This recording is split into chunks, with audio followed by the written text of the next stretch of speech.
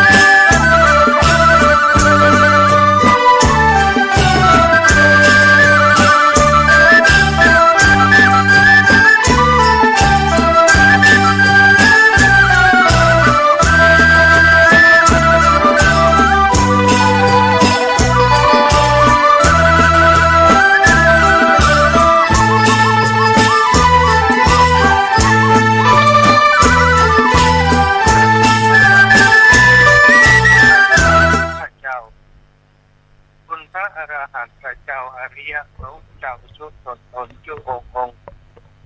ได้เมตตาแผ่บารมีมาเป็นนวโลกุตรธรรมพวกเขาเกศาพวกหงทักษาครูบาอาจารย์พระมหาเถระพระเถรานุเถระเพื่อนสหธรรมิกสหพรหมจารีทุกรูปทุกองค์พวกหงทักษาศรัทธาสาธุชนคนดีเอาแก่อีพ่ออีแม่ทั้งหลายทุกท่านทุกคนที่ติดตามรับฟังรายการสารธรรมยามบ่ายทางสถานีวิทยุในเครือข่ายคลื่นสีขาวเพื่อชาวประชาซึ่งออกอากาศจากวัดป่าตังเจริญอำเภอดอยหล่อจังหวัดเชียงใหม่ผ่านไปทางสถานีในเครือข่ายคลื่นสีขาวณเวลานี้หลายสถานีด้วยกันกราบในเมตตาครูบาอาจารย์ท่านพระครูอภิวัฒนวิกรมผอ.คลื่นสีขาวผู้บริหารสถานีคลื่นสีขาวของเราที่ได้เชื่อมสัญญาณลิงก์สัญญาณไปตามเครือข่ายสายบุญต่างๆทำเพื่อศรัทธาญาติโยมอยู่หลายที่หลายแห่งได้ฟังน้ำเสียงธรรมยามบ่ายพร้อมกันหลายพื้นที่หลายสถานีหลายจังหวัดหลายตำบลหลายอำเภอพบกันวันนี้สถาญาติโยมวันพฤหัสบดีวันที่26เดือนกันยายนศักราชพระพุทธศักราช2567พระวสานพบกันวันนี้เป็นวันพฤหัสสถาญาติโยมวันพุธกับวันศุกร์วันอื่นกับวันเสาร์วันนี้เป็นวันทำงานของหลายๆคนเป็นวันที่หลายๆคนอาจจะไม่ได้ไปทำงานเนื่องจากว่าประสบปัญหาภัยพิบัติธรรมชาติน้ำท่วมออกจากบ้านก็ได้โดยเฉพาะพี่น้องทางเชียงใหม่ตอนนี้ประสบปัญหาบางคนก็ได้กินข้าวง่ายกำเตื้อยังบอกกินปลาเลิกปลาเตอวันนี้ปลาเลิกปลาเตอกุด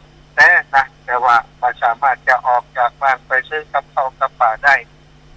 บางคนอาจจะโชคดีที่ได้ตุนอาหารเตรียมไว้ใส่ตู้เย็นเอาไว้ก็ดีหรือว่าเก็บเอาไว้โดยประการใดก็ดีสามารถทำอาหารได้ประกอบอาหารได้แต่มีหลายคนที่ปัตตานเมืองว่าน้ำมันจะขึ้นมาขนาดนี้ที่เชียงใหม่บ้านกลางป่าแดดทราบว่าครัวเรือนที่ไม่ได้กินข้าวกำเตื้อนี้มีอยู่หลายครัวเรือนหลายครอบหลายหมู่บ้านหลายซอย ตอนนี้จำนวนคนเป็นพันคนที่ยังไม่ได้กินข้าวมีคนแจ้งมานี่คือปัญหาในช่วงนี้ของหมู่เฮาทั้งหลายเนื่องจากไทยปล่อยแม่ทั้งหลาย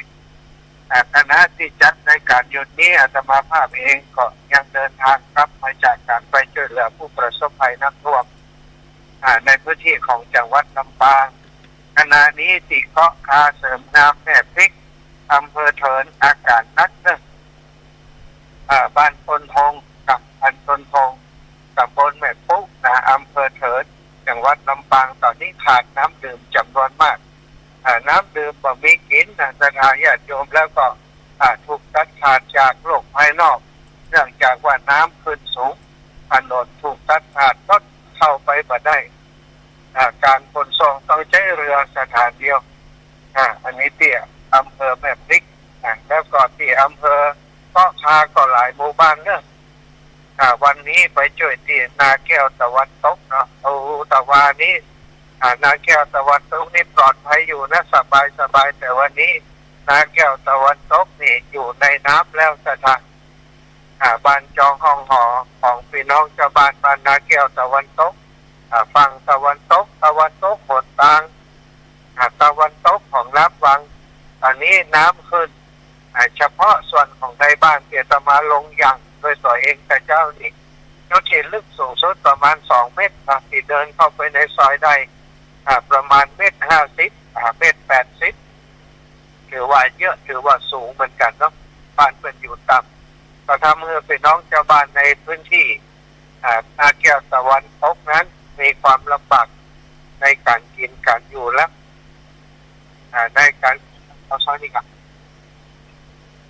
ในการกินการอยู่ต่างๆก็ได้ไปช่วยเหลือกันแต่ตอนนี้ก็สบายใจว่าบริที่องค์กรต่างๆปภ.จังหวัดท่านผู้ว่าท่านนายอำเภอได้ลงพื้นที่บัญชาการตั้งแต่เช้าในการจัดระบบอย่างถูกต้องจัดระบบตา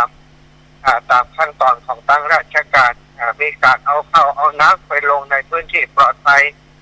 มีเรือมีรถของตั้งทีมงานปภ.ของจังหวัดได้เข้าไปบริการนำอาหารเรียกว่าเครื่องอุปโภคบริโภคลงไปส่งพี่น้องเจ้าบ้านในพื้นที่ของตำบลบ้านนาแก้วตะวันตกอย่างทันท่วงทีอย่างทั่วถึงนำไปถึงหมู่บ้านอื่นๆโดยแสดงส่วนที่มันเหลือส่วนที่มันเกินปริมาณที่จะลงในพื้นที่ปภ.จังหวัดเป็นกดจัดไปต่างอำเภอซบตาบเสริมงามแล้วก็แม่พริกซบตาบตอนนี้กดนักเรื่องอากาศนักหนาอยู่มีคนบอกว่าเต้าประเดี๋ยวนี้น้ำสูงเป็น 2-3 เมตรก็มีบางจุดอันนี้คือสิ่งที่เป็นปัญหา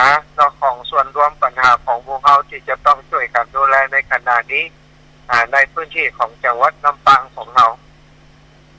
ชาไทยปล่อยแวดทั้งหลายเราได้ยินข่าวสารเรื่องของน้ำท่วมกุดเตื้อเป็นพื้นที่ของจังหวัดอื่นจังหวัดเชียงรายจังหวัดแพร่จังหวัดน่านก็ดูเหมือนจะไกลจากบ้านเฮาเหมือนกับว่าบ้านเฮาจะบ่มีบ้านเฮาจะบ่เกิดแต่ตอนนี้บ้านเฮามันเกิดขึ้นแล้วเนาะโดยเฉพาะในพื้นที่ของจังหวัดลำปางหลายพื้นที่หลายหมู่บ้านที่ประสบภัยอยู่ในขณะนี้ก็ต้องช่วยเหลือกันสิ่งที่ขาดตกบกพร่องอันใดถ้าเฮาได้รับทราบเพิ่นประกาศทางการเพิ่นประกาศอย่างใดศรัทธาญาติโยมทั้งหลายก็ต้องคอยฟังคอยติดตามเนอะคอยฟังคอยติดตามเพิ่นอยู่ดูแลเพิ่นจิ้มดูแลกันเองจิ้มขาดน้ำเฮาก็เอาน้ำไปช่วยเหลือเพิ่นเนาะขาดข้าวขาดน้ำขาดอาหารขาดเพิ่นขาดส่วนใดเอากับปลาเอาสิ่งนั้นไปช่วยเหลือเพิ่นวันนี้ตั้งแต่เช้ามาก็ได้ปฏิบัติหน้าที่ไปโปรดสัตว์ไปบิณฑบาตตอนเช้าวันนี้ศรัทธานอกจากไปบิณฑบาตมาฉันมาเลี้ยงลูกหมูลูกหมาที่วัดแล้วนะต้องใช้คำว่าลูกหมูลูกหมาเพราะว่าเลี้ยงน้องหมาไว้15 ตัวเป็นหมาวัดหมาอยู่วัดแต่เดิมต้องดูแลเป็นตัวนะก็ไปบิณฑบาตนอกจากได้อาหารมาครบฉันแล้วนะ ก็ยังมีศรัทธาญาติโยมเปิ้นมอบถวายถุงยังชีพผ่านอาตมาเพื่อจะนำไปช่วยเหลือผู้ประสบภัยในพื้นที่ไหนก็แล้วแต่อาจารย์เตอะอีหรอกนะโยมแม่ซึ่งก็มีโยมแม่กับแก้วศรีอินแก้วศรัทธาพี่น้องบันหัวฝายรวบรวมกันรวบรวมจตุปัจจัยช่วยกันใจมาม่าใจเข้าพ่องกะห้อมเข้าพ่องกะห้อมมาม่าพ่องกะห้อมในส่วนของปลากระป๋องต่างๆนะเครื่องปรุงอาหารต่างๆมาร่วมโดยช่วยกันป้ากันเอามาอาตมาภาพก็ได้เป็นสะพานบุญไปบิณฑบาตบิณฑบาตได้มาแล้วก็เอามาจัดมาจัดแห่งครั้งหนึ่งเอามาจัดมาดูอีกครั้งหนึ่งจากนั้นก็ได้นำออกไปช่วยเหลือผู้ประสบภัยศรัทธาญาติโยมก็วันนี้ไปแจกม่วนเนาะไปถึงเอาลืมเอาอุปกรณ์ที่จะแจกเนี่ยนะเพราะว่าบักขึ้นว่าน้ำมันจะขึ้นสูงขนาดนั้นศรัทธาลืมเอากวะปูนไปตัว กวะปูนไปใส่อาหารลอยไปนั่นน่ะลืม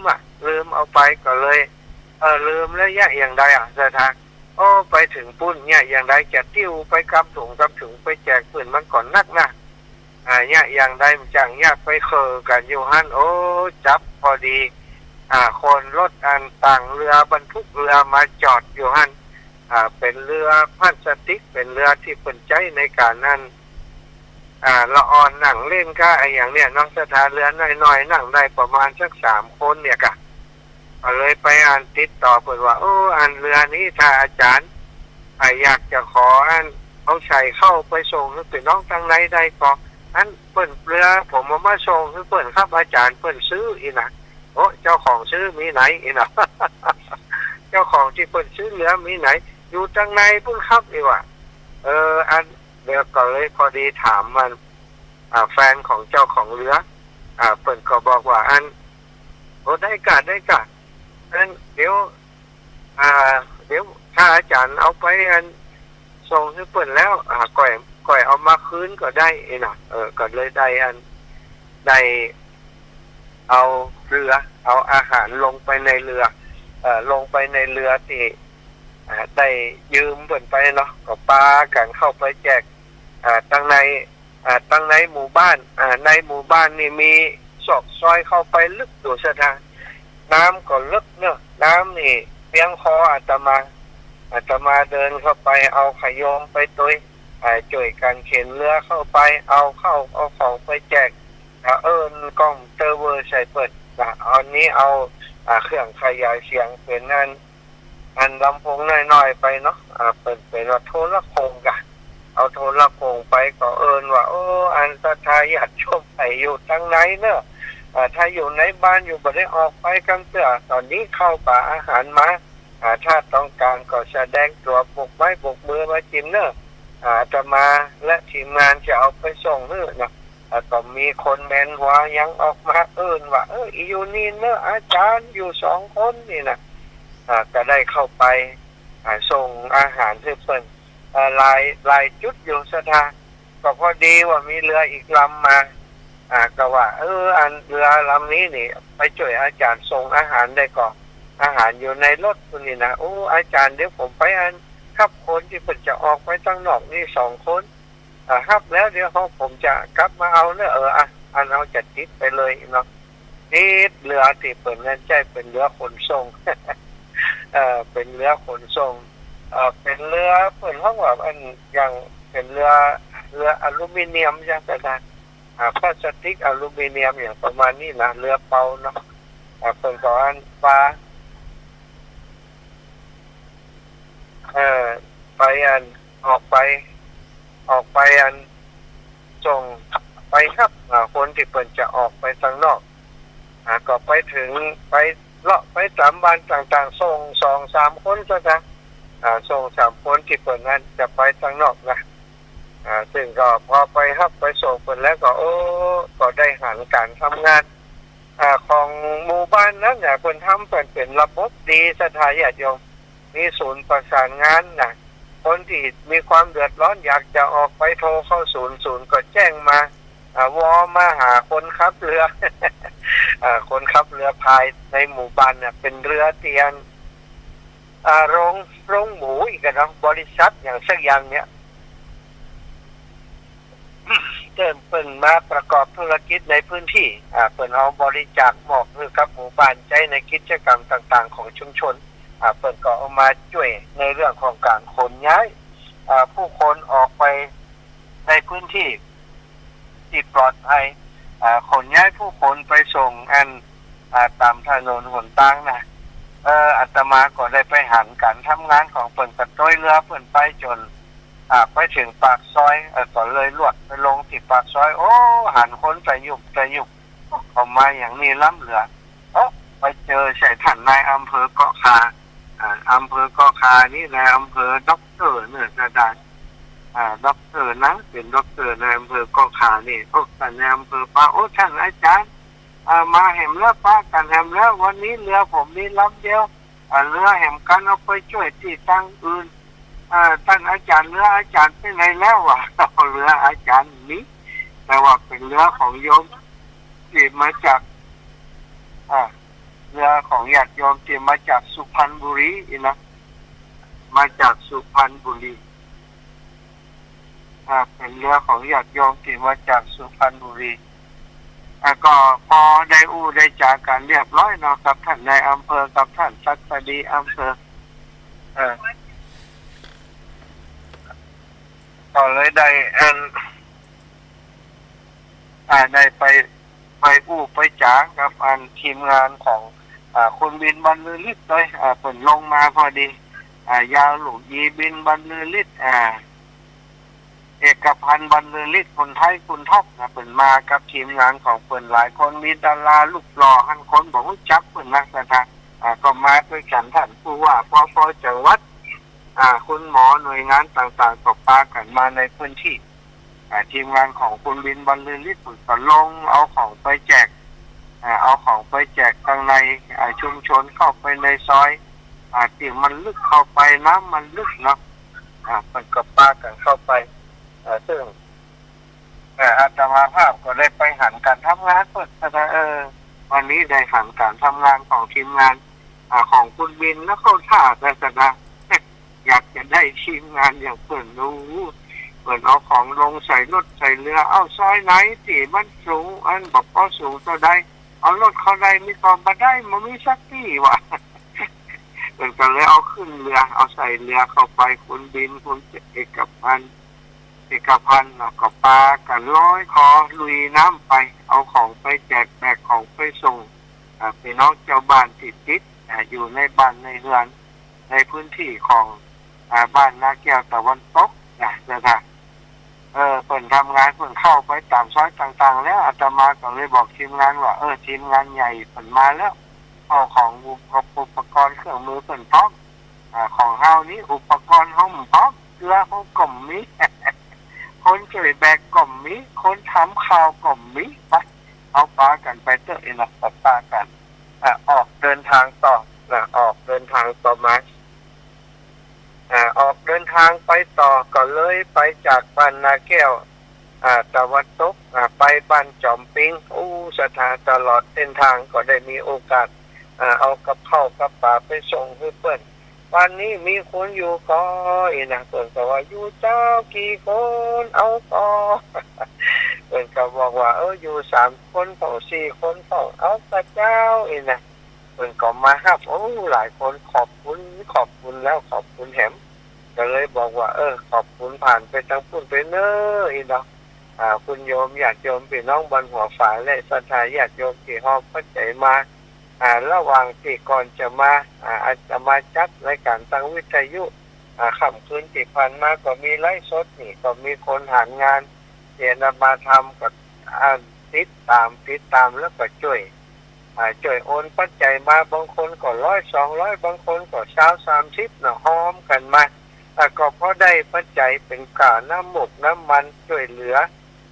ทีมงานต่างๆที่เปิดเอารถมาช่วยตลอดถึงเอาไปซื้อกับข้าวกับปลามาปรุงอาหารมาทำอาหารส่งไปให้กับพี่น้องที่เปิดประสบภัย นี่ก็เป็นภาระหน้าที่ติดเต็มใจจะทำสถาญาติโยม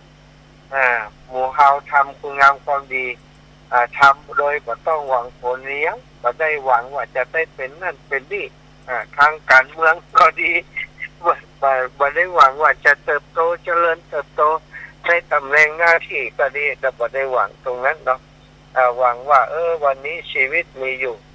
ขอให้ผู้ข้าได้ทำคุณงามความดีได้ช่วยเหลือสังคมสุดความสามารถของตัวเก่าก็พอแต่ว่าวันนี้จะทำดีที่ใดทำดีกับไผ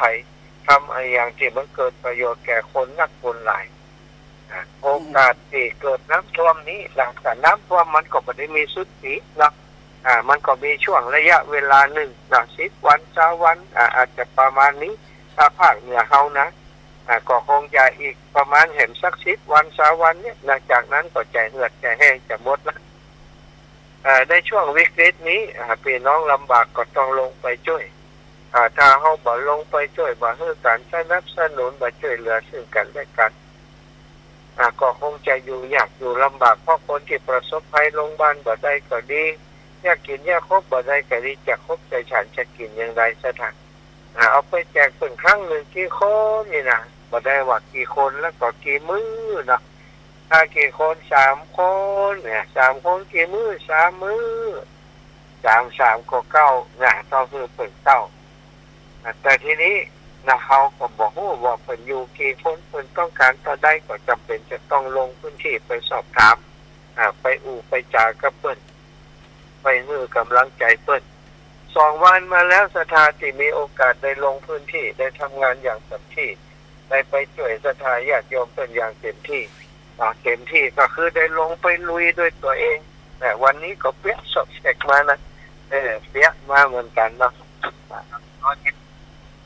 ทุกอย่างร้านลำปางกรประตูเอาไปเลยเนาะร้านไหนลำปางกรประตูเนาะร้านลำปางกรประตูเพิ่นถวายน้ำดื่มบักจัดรายการอยู่นี่ลำปางกรประตูเพิ่นถวายน้ำดื่มเนาะเอาก้อนก่อนถวายน้ำดื่ม100 แพ็คเนาะจะทายอยากโยมพี่น้องจะเอาไปช่วยเชียงใหม่เนาะวันนี้ครับเอาไปช่วยเชียงใหม่วันนี้นะเอาสาธุเนอะสาธุชัยยาสิทธิดีลีอาจารย์ในวันนี้หากก็เป็นวันดีสลีสุภมังคละอันประเสริฐล้ำเลิศจริงกว่าวันและยามทั้งหลายคุณรัศธาคุณโยมเจ้าของร้านผู้จัดการร้านลำปางกรประตูได้ร่วมบุญร่วมกุศลได้ถวายน้ำดื่มร่วมช่วยเหลือผู้ประสบภัยน้ำท่วมในพื้นที่ภาคเหนือของเราจำนวน100 แพ็คบัดนี้ตนต่อแห่งผู้ขาดเป็นตัวแทนของครูบาอาจารย์ชื่นสีขาวท่านพระครูอภิวัฒนวิกรมเป็นตัวแทนของท่านอาจารย์พระมหานพดลสุวรรณเมธีประธานส่งเผยแผ่พระพุทธศาสนาประธานศูนย์ช่วยเหลือผู้ประสบภัยวัดบรรพตสถิตจังหวัดลำปางได้มาปฏิสาหะรับเอาแล้วก็ขออำนวยใจให้เจ้ามรสตาคุณโยมอาเฮียอาซออาเจที่อยู่ร้านเป็นเจ้าของร้านแห่งนี้ร้านลำปางก่อนประตูนี้พร้อมกับลูกหลานญาติกาวงวานแห่งท่านเจ้าจุกูจุท่านจุกูจุคนเพื่อใดอยู่ดีมีสุขเพื่อใดมีอายุมันควรยืนอยู่ที่ไหนก็ขอให้ใดจุ่มเนื้อเย็นใจอยู่ที่ไหนก็เป็นที่พึ่งของคนทั้งหลายอยู่ที่ใดก็เย็นใจที่หันเหมือนกับน้ำใสสะอาดบริสุทธิ์ที่ได้นำมาถวายแก้หิวแก้กระหายแก่ผู้ประสบภัยทั้งหลายบุญกุศลที่ท่านเจ้าได้กระทำก็ขอทุกภพทุกชาติที่เกิดเป็นมนุษย์ทุกภพทุกชาติที่ไปเป็นเทวดาก็ขอให้ได้สุขอยู่สุขสำราญในวิมานอยู่เป็นมนุษย์ก็ขอให้เป็นผู้มั่งบุญไปโดยทรัพย์สินสลิงคารแม้นว่าจากนี้ก็ปันมาแม้นว่าจากหาก็ขอให้ปันใดท่านเจ้าจะเดินทางขึ้นเหนือล่องใต้ก็ขอให้ได้ปลอดภัยในทุกเส้นทางบ้านแม้ว่าคุณโยมลำปางเราเจ้าของร้านลำปางก่อนประตูนี้ปรารถนาเอาอย่างสุขสมบัติซึ่งมีมนุษย์สมบัติสวรรค์สมบัตินิพพานสมบัติขอกรรมปรารถนาของความปรารถนาของคุณโยมจงสำเร็จโดยผ่านแม้นว่าจักอุทิศผลบุญตานี้คือเจ้ากรรมนายเวรเจ้าเทวบุตรเจ้าเทวดาพญาอินทร์พญาพรหมพญายมราชตลอดถึงญาติทั้งหลาย ที่เพิ่นล่วงลับมรณาไปสู่ปรโลกไปนาจะเป็นญาติกาจากภพก่อนจากก่อนก็ดีเป็นญาติกาจากภพนี้ชาตินี้ก็ดีทุกท่านทุกคนแม้ว่าไปเขวิบากอยู่ในนรกอบายก็ขอให้บุญนี้ไปอุปกยกย้ายไปโปรดไปค้าจากที่ยากไปภาคจากที่ทุกข์คือเขาเจ้าได้ถึงสุขเป็นที่แล้วคือเมืองแก้วยอดเนรปานเมื่อเพิ่นไปสู่ที่สุขสำราญแล้วก็ขอให้ได้ติ๊กได้ไว้มาอำนวยอวยใจปกปักรักษาเจ้ามูลรัตนาเจ้าของผู้จัดการร้านลำปางก่อนประตูพร้อมกับญาติกาวงวานลูกหลานครอบครัวแห่งท่านเจ้าทุกท่านทุกคนเพื่อได้มีอายุมั่นขวัญยืนนั่นจุงจังมีเสียงแต่ดิลิยะถาปาริวหาปุราปาริปุเรนติสาครังเอวะเมวะอิโตทินังเปตานังอุปคัปปติอิชิตังปฏิตังสุภังคิปเมวะสมิจฉตุสเพปุเรนตุสังกปาจันโทปนะระโสยถามณิโชติระโสยถาสปีติโยวิวัตชันตุสัพพะโรโกวินาศตุมาเตภวัตวันตรายโยสุขีติคายุโกภวะอภิวาทนาสีริสานิจังพุทธาปจายโนจัตตารโอธรรมาวทันติอายุวันโนสุขังพระลาสาธุได้บุญด้วยกันมันต้องการน้ำจำนวนมากเสียนอย่างก็แบบพริกบ้านต้นพงการบ้านต้นพงอันแบบพริกอ่ะตำบลแบบพุกอ่ะสาธุโอ้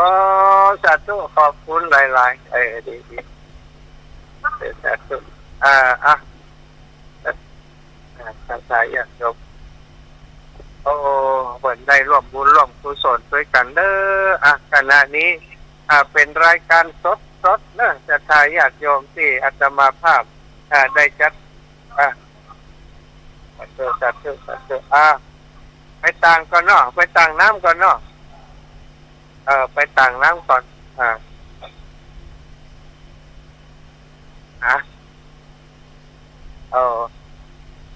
จัดเอาอาจารย์ไปเอาที่ในบ้านสดายญาติโยมเนี่ยอันนี้จัดรายการฟังโทรศัพท์เนี่ยก็เป็นรายการสดนะโทรจากเอากันเอาตอนนี้เปิดบริจาคน้ำสดร้อนร้านลำปางก่อนประตูนะน้องสาวกับเฮียเปลี่ยนที่ปั้นน้ำผลฟรีเนาะกำนี่มันต้องรีตากันกลางคืนนี่กลางวันโอเคอยู่รถเท่านี้จะต้องไปทำมันฟิล์มเห็นกำกันล่ะได้อยู่แหละกลางคืนนั้นเป็นห้องลำปางก่อนประตูเนาะตอนนั้นเป็นเจ้าเป็นร้านดังของจังหวัดลำปางนะร้านลำปางก่อนประตูถ้าเรื่องเล่าของก่อนประตูต้องมาที่ร้านลำปางก่อนประตูซอยทางหน้านี่เนาะไปตัวปีน้องปุ๊ตอนนี้จะไปเอาน้ำที่ร้านเอาน้ำที่ร้านเดี๋ยวนี้น้ำนี่จังสต็อกไว้เยอะแยะเลยนะจะทายญาติโยมวันนี้แต่เจ้าไดอูผ่านรายการไปว่าจะเอาเรือขนเข้าขนยั่งสักลำหนึ่งมีโยมโทรมาละ ท่านอาจารย์จะซื้อก็ได้ว่าถ้ามีตังก็ซื้อวันนี้ ดีจะได้แล้วเนอะชะตาถ้ามีเวลาก็จะไปถอยมาละเนาะมันจำเป็นต้องใจชะตาเป็นซอยมันจำเป็นต้องใจนะมันจำเป็นจะต้องเอามาใจในการช่วยผู้ประสบภัย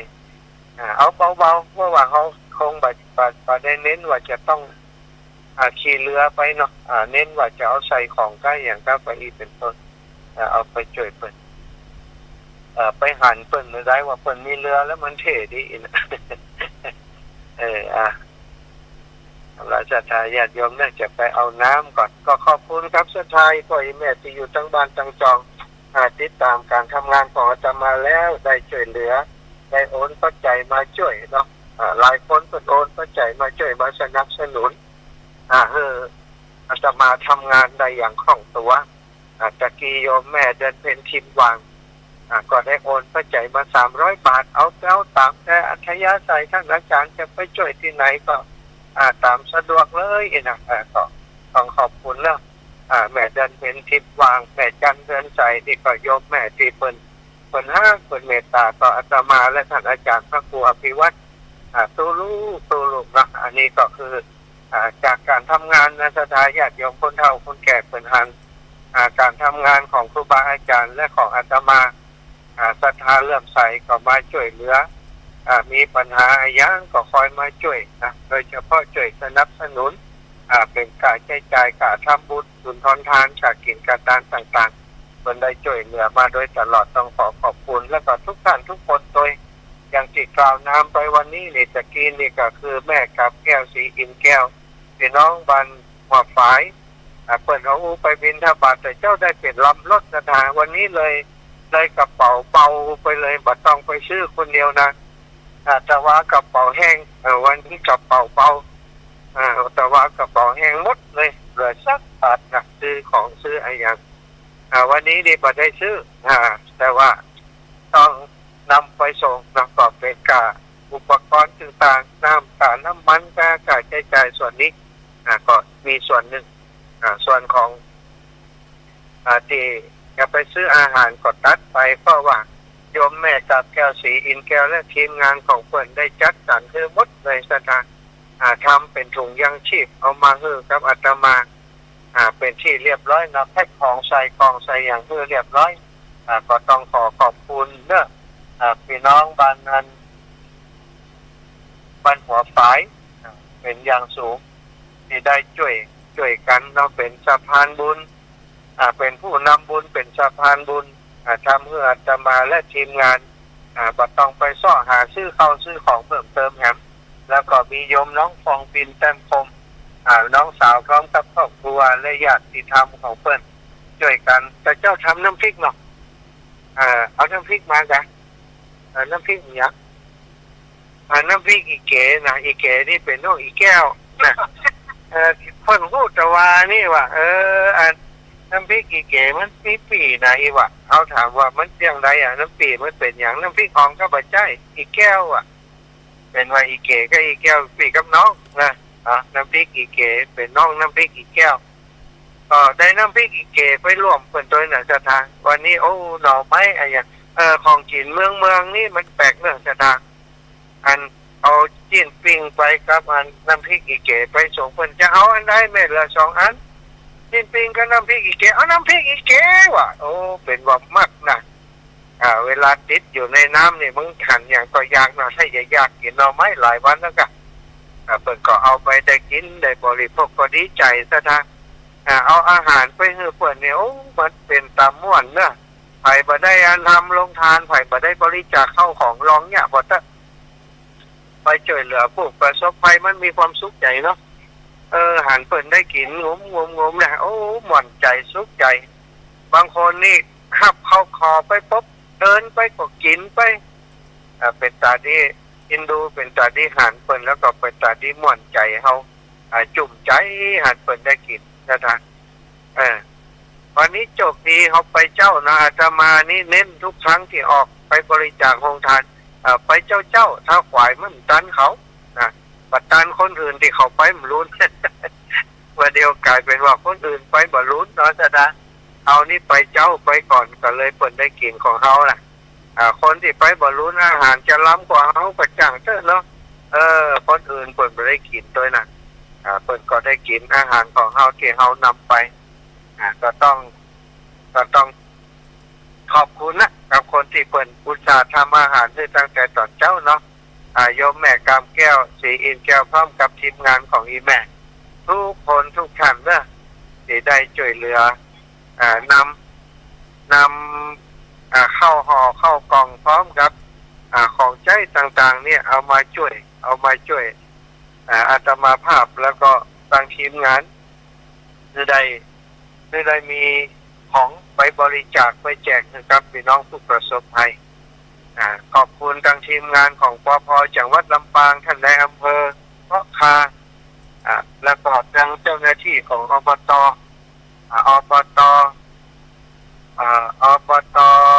นาแสงเนาะอบต.นาแสงที่ได้มาช่วยดูแลแม่จันทราล่ะแม่บุกพาโอ้โยมแม่เพิ่นได้เอา บุกป่าชัยโลกาเอาพัดกะเพราหมูมาเนาะเหมือนเอาภาพไปส่งให้เพิ่นเยี่ยมเด้อเอาภาพที่เขาไปทำงานกับส่งไปให้เพิ่นแม่บุกป่าก็เป็นจิตอาสาที่จิตอาสาแม่เป้งไว้เนาะแม่เป้งของจิตอาสาเลยละเป็นคนที่ชอบทำงานกับสังคมกับส่วนรวมเป็นข้าชาติด้วยก็อย่างเป็นแหละแบบผู้ผานี่ชัยโลกานี่มันเป็นจังฟ้อนเนาะเป็นจังฟ้อนชอบอะไรอย่างในงานมงคลงานกุศลต่างๆไปโอ้สาธุเนาะเป็นคนที่สุดยอดมากเนอะอันนี้ต้องจดจื่อไว้ในใจแห่งคนหนึ่งละคนที่มีน้ำจิตน้ำใจเนาะตอนนี้ 15:40 นาทีพี่น้องทางเชียงใหม่ไปที่น้ำท่วมมาถึงยังพอจะมียังมีความสะดวกใจฟังรายการวิทยุอยู่แจ้งเพื่อทราบกำเนิดสถานการณ์ทางเชียงใหม่ยกเว้นยายพรนะยายพรนี่น้ำบ่ท่วมแต่โทรดีบ่ต้องยายพรถ้ายายพรน้ำท่วมก็โทรมาถ้าน้ำบ่ท่วมห้ามโทรเนอะบ้านลูกบ้านหลานท่วมนะอาจารย์ที่ได้อยู่นะยายพรพี่น้องทางเชียงใหม่พี่น้องทางสันทรายลดน้ำเข้าไปถึงก่อนพี่น้องที่ถูกน้ำท่วมเนาะบ้านกลางประแดดอีกสถานอยู่จุดใดในพิกัดนี่เดี๋ยวก็จะเข้าไปเสร็จจากการจัดรายการแล้วอาตมาแล้วก็ทีมงานไอ้เบิ้มทีมงานของอาตมานี่มีโยมเบิ้มคนขับรถจะพากันเดินทางไปเชียงใหม่เนาะจังหวัดเชียงใหม่เพื่อจะไปดูไปช่วยเหลือผู้ประสบภัยในพื้นที่จังหวัดเชียงใหม่จะเอากับข้าวกับป่าเอาน้ำดื่มตอนนี้ได้น้ำดื่มแหม100 แพ็คนะซึ่งโยมอาเฮียร้านลำปางกรประตูสุเนศล่ะจดเงินตุลุงคำเดียวอาจารย์คุณโยมสุเนศชัยสุวรรณสุเนศชัยสุวรรณพร้อมกับน้องณภาพรนนทจักรช่วยกันบริจาคน้ำดื่ม100 แพ็คจัดตาหน้าบุญได้ร่วมบุญร่วมกุศลเนาะเขาก็เป็นสะพานบุญคือกับเปิ้ลก็เป็นกำลังบุญคือเขาได้นำน้ำดื่มไปวันหลังมาสั่งนี่ก็ได้กันนี้เนาะน้ำดื่มถ้าสั่งนี่ตกแพ็คก็ได้ล่ะแพ็คล่ะแพ็คละ30วันก่อนก็ได้รับเมตตาจากหลวงพ่ออันบอกคือเปิ่นโทรมาแล้วหมอโทรแล้วจับมาโทรมาญาติโยมโทรมาหมออย่างนี้แต่ถ้าญาติโยมถ้าจะโทรมาแล้วอาตมาบ่ได้เอาโทรศัพท์ลงตัวเด็กกันเนอะใครที่โทรมาแล้วมารับสายนี่แสดงว่าคืออาตมาเอาโทรศัพท์ไว้ในกระเป๋ากันเอาละศรัทธาเดี๋ยวจะขึ้นไปเชียงใหม่เนาะจะขึ้นไปเชียงใหม่อยู่เนาะสถานการณ์ตั้งเชียงใหม่ตอนนี้เนาะก็มีแม่อุ้ยอินแม่สาบเสมอแม่อุ้ยอินแม่สาบเสมอโทรมาให้ใหม่เนาะจะกี้เอาโทรศัพท์ยอดใหม่พี่น้องตำบลสันทรายฝางนำโดยคุณเดี๋ยวขอของแม่จงดีเชื้อกัญชาประกาศให้เปิดสักน้อยเนอะตอนนี้รายการของเราดังไปถึงเมืองฝางพุ่นนะโยมแม่จงดีเชื้อกัญชาเนาะต่อยอดมาแม่พัดนออาสาสันทราย500 บาทแม่จุ่มใจจาปัญญะนะ200 บาทแม่ติดฟองซักสันทราย200 บาทแม่อุ้ยแม่ทรายพึ่งสันทรายฝาง100 บาทยอดใหม่พี่น้องตำบลสันทรายฝางนำโดยคุณนเรศต่ออาสาได้ร่วมบุญร่วมกุศลมาสันทรายฝางเจริญพรแม่อุ้ยอิน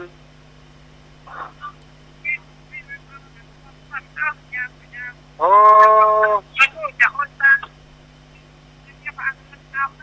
อ๋อได้ค่ะย่าเจ้า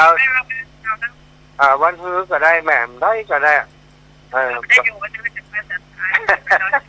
ไปยังหยังไปป้ากันปุ่นหน่อยนี่ก็ไปสันใจกันแล้วนี่กับไปดอยสะเก็ดด้วยกันแล้วมากันนะอ๋อเจ้าเโอ้บ้านทุ่งเรดิโอชัดเจนดีเนาะบ้านทุ่งเรดิโอของปดมเนาะโอ้ไปถึงงานสำเมิงบนรถขอบคุณโยมแม่เจ้าขอบคุณเจ้าศรัทธาญาติโยมเนอะที่เชียงใหม่เนาะตอนนี้ศรัทธาญาติโยมมีปล่อยแม่ทั้งหลายที่อยู่ในพื้นที่ในจังหวัดเชียงใหม่ก็คงจะมีความกังวลเนาะแล้วก็มีความเดือดร้อนเรื่องของน้ำที่ขึ้นสูงอย่างต่อเนื่องขณะนี้กลุ่มผู้ใจบุญทั้งหลายเนาะสายบุญสะพานบุญผู้นำบุญต่างๆได้ลงในพื้นที่กู้ภัยเนาะกู้ภัยมูลนิธิกู้ภัยต่างๆบอกว่าจะเป็นมูลนิธิร่วมกตัญญูของกลุ่มจิตอาสาของคุณบินบรรลือฤทธิ์ตะกี้ก็ทราบว่าเพิ่นได้ส่งคณะทีมงานของเพิ่นอีกคณะหนึ่งได้เดินทางไปที่จังหวัดเชียงใหม่ซึ่งทีมงานของเพิ่นนี้จะขนของจากกรุงเทพมาทุกวันเลยนะขนของจากกรุงเทพมาทุกวันเลยเอามาส่งคือกับทีมงานที่อยู่ในพื้นที่ลงแจกจ่ายตามจุดต่างๆที่เกิดภัยพิบัติน้ำท่วมคุณบินบรรลือฤทธิ์มาอยู่ที่ลำปางของเขาวันนี้เป็นวันที่3 วันมาแล้วสถานที่มาคลุกอยู่กับพี่น้องลำปางของเรามาช่วยเหลือพี่น้องในพื้นที่อำเภอเกาะคานี่ตั้งแต่วันก่อนก็มาช่วยอุ้มคนเฒ่าคนแก่เอาไปนอนไว้ที่วัดนาแสงตะวันนี้ก็ลงพื้นที่มาแจกอาหารที่บ้านนาแสงบ้านแม่ไฮบ้านแม่กิมเนาะแล้ววันนี้ก็ไปหันเจอที่จอมปิงบ้านจอมปิงแล้วก็บ้านลำปางกลางตะวันตกนะอันนี้ก็คือทีมงานคุณภาพของคุณบินบรรลือฤทธิ์นะคุณหยองลูกหยีนะก็มาโดยต้องขอชื่นชมเนาะพระเอกใจดีทั้งในจอทั้งนอกจอในจอแสดงเป็นพระเอกนอกจอก็เป็นพระเอกที่ช่วยเหลือคนผู้ประสบภัยต่างๆแต่ตัวอาจารย์จะเอาไปเชียงใหม่เจ้าเอาไปเชียงใหม่แหม100เจ้าเชียงใหม่เดือดร้อนนักละตอนนี้เขาคาไปมาละเจ้าของร้านเจ๊เปิ่นนั้นเปิ่นลดราคาคือจะได้เดี๋ยววันหลังจะมาใจบริการเปิ่นวันหลังโทรสั่งที่หนูสั่งให้นะแล้วก็มาครับน้ำไผ่ต้องการน้ำเนาะไผ่จะบริจาคน้ำก็แจ้งอาตมามาตอนนี้มีแหล่งที่น้ำเปิ่นนั้นผลิตน้ำดื่มเนาะราคากันเองราคาคนรู้จักนะเปิ่นมีน้ำดื่มตอนนี้จะได้บรรทุกน้ำดื่ม100 แพ็คเนาะส่งให้กับพี่น้องทางเชียงใหม่เนอะจะเอาเดินทางไปเชียงใหม่สักคำเนาะหลังจากออกรายการแล้วอาตมาภาพและทีมงานก็จะได้เดินทางไปจังหวัดเชียงใหม่ชั่วโมงต่อไปนี้ท่านอาจารย์พระครูศิริธรรมบัณฑิตก็คงจะพร้อมแล้วเนาะที่จะเข้ารายการทางเชียงใหม่ส่งภาพมาเอาคุณหมอไตรทิพย์ด้วยบ้านคุณหมอหรือเปล่านี่ข้อความยังคุณหมอไตรทิพย์ตะวาก็หอมบริจาคช่วยเหลือผู้ประสบภัยน้ำท่วมที่ลำปางมาวันนี้ส่งภาพมาสงสัยจะเป็นผู้ประสบภัยด้วยตัวเองเสียแล้วเนาะจากทางเชียงใหม่ที่แยกสะเมือง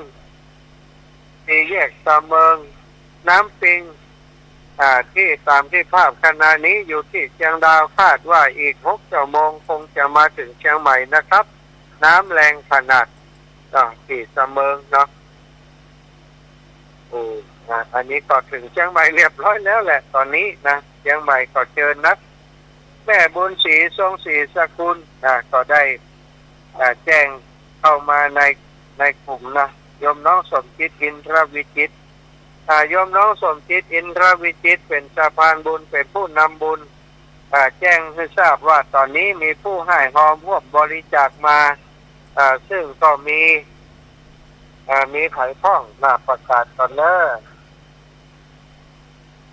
คนที่ให้หอมมานางเกวลินชัยนา100 บาทนางลาวันสุพล100 บาทนางจันทากาทอง100 บาทนางจันทิพย์อินตะปัญญา100 บาทนางเกตสุรินอินคัด100 บาทนางเครือวันสุริยา20 บาทนางวีนาคำอินตา20 บาทนางจันสีอินตะปัญญาร่วมมาแห่ม20 บาทนางทัศนีชัยนาร่วมมาแห่ม20 บาทนางของคำมโนวรร่วมมาแห่ม20 บาทนางจุมเกตรถธรรมร่วมมาแห่ม20 บาทนางจันฟองชมพูพวงร่วมมาแห่ม20 บาทนางไข่ณวารีร่วมมาแห่ม20 บาทนางปานโพธิร่วมมาแห่ม20 บาทนางบุญธรรมคำอินตาร่วมมาแห่ม20 บาทนางจันหอมอินตะปัญญาร่วมมาแห่ม50 บาทนางวันนาโพธาอุโมงร่วมมาแห่ม60 บาทนางเบญจวรรณประทุมรัตน์ร่วมมาแห่ม40 บาทคุณนัทพิษอัศสุเจวานร่วมมาแห่ม50 บาทนางจันดีสายมูลร่วมมาแห่ม10 บาทแม่พรห้วยงูกลางเนาะคนลงกนกพิษชัยนาโลนิ200 บาท20 บาทแม่ยังบอกหู้เนอะแม่บดายนี่นะร่วมมาแหม40 บาทแม่ศรีธรอินตะลอร่วมมาแหม20 บาทนางจันทิพย์อิสรภาพร่วมมาแหม20 บาทนางสายพินธาตุ50 บาทนางอัมพรขยันร่วมมาแหม20 บาทอันนี้พี่น้องจากบ้านห้วยงูอำเภอฝางเนอะประชาญาติโยมอันนี้ก็มีแหม2 รายคุณนายสุทธกิจสวนดอก20 บาทอันนี้ใครเอ่ยนางเกศศรีอินแก้วร่วมมาแหม100 บาทนาและสิริพรธัญธรเหมวัฒกิจนะ200 บาทนายนนทนันท์จันตะดวงบรรลาพระบุตร200 บาทรวมทั้งหมด 2,600 สาวคณะสัตยาบ้านห้วยงูในร่วมทำบุญมามีเพิ่มอีกคุณสมศรีคุณมี200 บาทขอบคุณให้ทั้งร้านนะจ้าแจ๋วจ้าคุณมากครับสุดแล้วก็ยังมีท่านอันนี้ไปถามมาคุณจิระเมธคุณพิมลพรหมศิลป์พรหมจิรพัฒน์แห่ง200 บาทนะทั้งหมดที่โอนมาแล้วก็คือ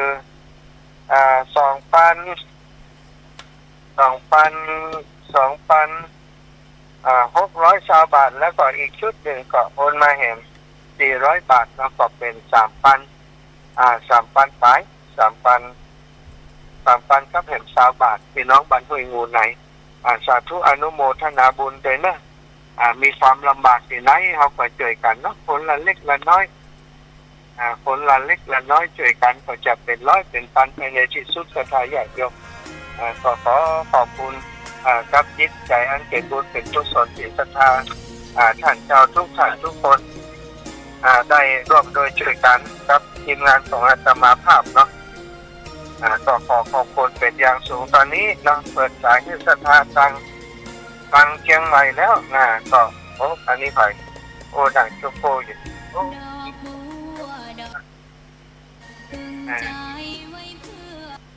เนาะนั่งโชโก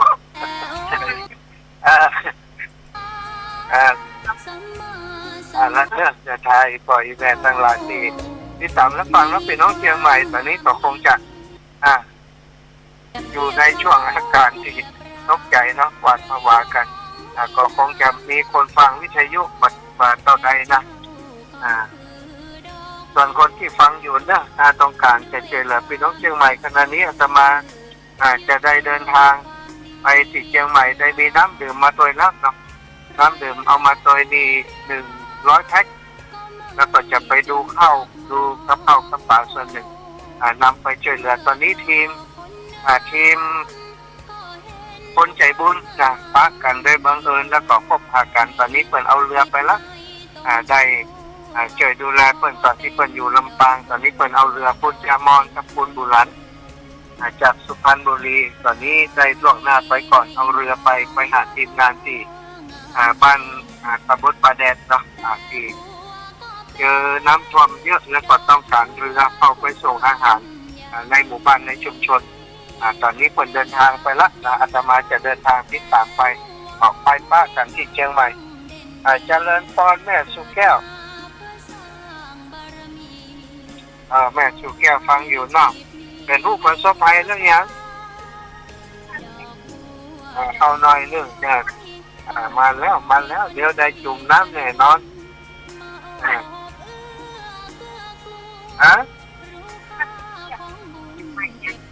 เป็นไหนน้ำท่วมกันวัดอยู่จ้าหลายวัดอยู่จ้า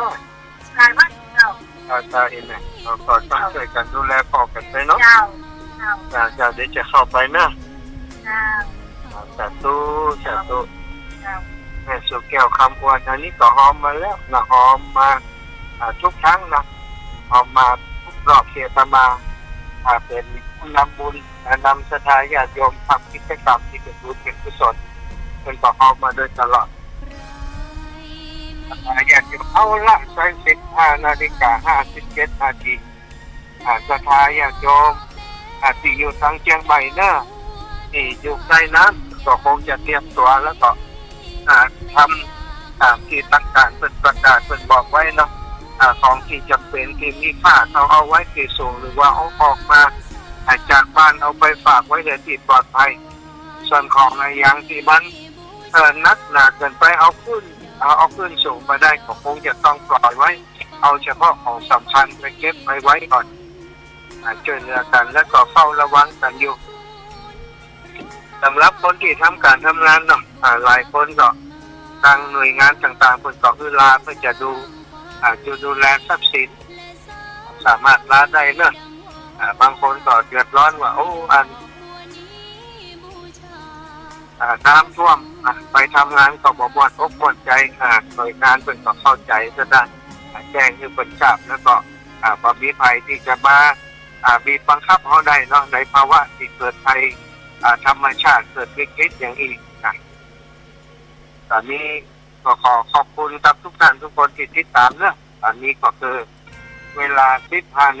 15:58 นาทีแล้ว59แล้วก็คงมีภัยโทรมาละรายการต่อไปชั่วโมงต่อไปนี้ก็จะเป็นท่านอาจารย์พระครูสิริธรรมบัณฑิตจากการรายการต่อจากอาตมาภาพเรื่องติดตามรับฟังกันต่อไปน้องเจก็สัญญาณจากทางพื้นวิทยาลัยสงฆ์นครลำปางได้เนอะน้องเจท่านอาจารย์พระครูสิริธรรมบัณฑิตจะจัดในการผ่านทางลิงก์ของจังหวัดลำปางของเราต่อไปเนาะเราขอความสุขความเจริญจงมีแก่ศรัทธาสาธุชนคนดีทุกท่านทุกคนที่ติดตามรับฟังรายการสารธรรมยามบ่ายในวันนี้อาจจะลุกทุกทิศนะเพราะว่าอยู่ในระหว่างการเดินทางระหว่างทำกิจกรรมในประมาณนี้เข้าใจกันแล้วเนาะฟังกันรู้เรื่องกับพอกันนะวันนี้เจริญสุขเจริญธรรม เปรียบเทียบเขาเทียบเราไร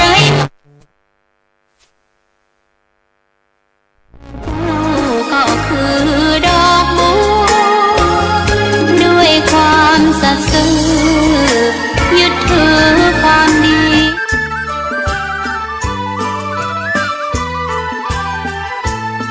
จากที่สูงเรียก1669กระดูกหักเรียก1669บาดเจ็บกระดูกสันหลังเรียก1669ไฟฟ้าช็อตเรียก1669ไฟไหม้น้ำร้อนลวกอย่างรุนแรงเรียก1669จมน้ำเรียก1669ถูกยิงเรียก1669ถูกแทงเรียก1669อุบัติเหตุจราจรเรียก1669ช็อกหมดสติเรียก1669ปวดท้องกล้อฉุกเฉินมีน้ำเดินตกเลือดเรียก1669เจ็บป่วยฉุกเฉินและบาดเจ็บจากอุบัติเหตุเรียก1669รวดเร็วปลอดภัยมีประสิทธิภาพบริการ24ชั่วโมงจนเครียดกินเหล้าจนเครียดกินเหล้าจนเครียดกินเหล้าจนเครียดกินเหล้าจนเครียดกินเหล้าจนเครียดกินเหล้าก็เลยยิ่ง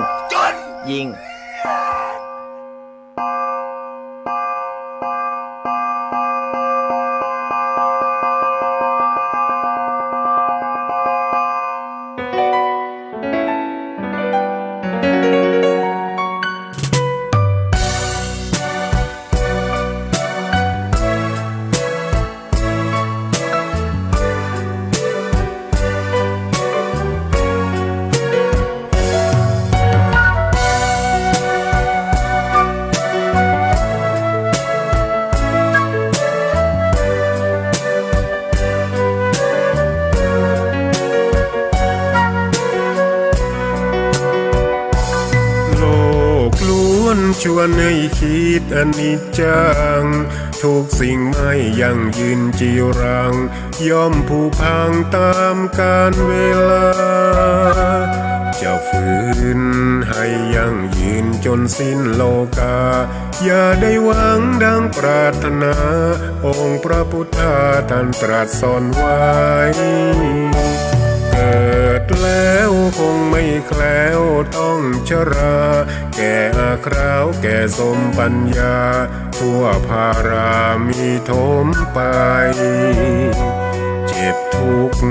ย่อมเวียนวนมีพ้นใครๆสัตว์โลกล้วนรู้แน่แก่ใจเกิดแก่เจ็บตายหลีกไปไม่พ้นใครหลงคิดหลงติดอัตตาว่าใจแจ้งกมลแม้นใครปลงได้คงสุขล้นชีวิตมีมองมนเกิดมาเป็นคนสมบูรณ์ดับหายเพียงร่างกายไว้ชีวา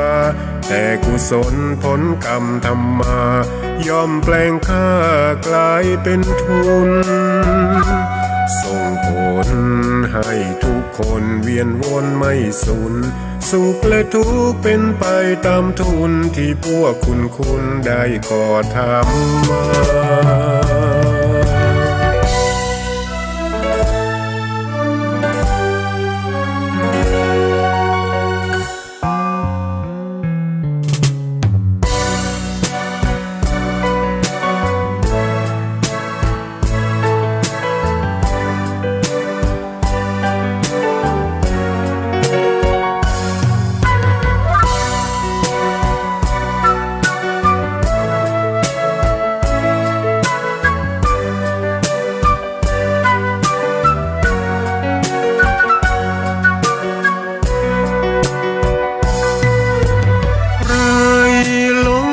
หลงติดอัตตา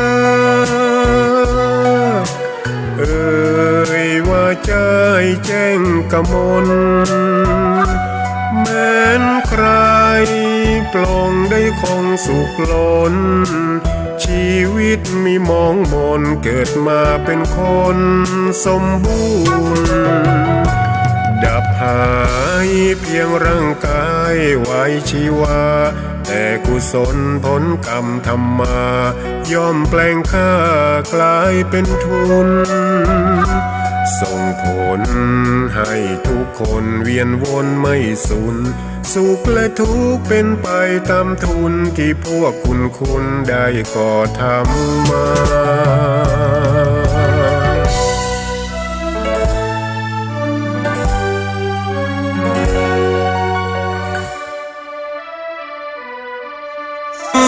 16แน่พ่อตา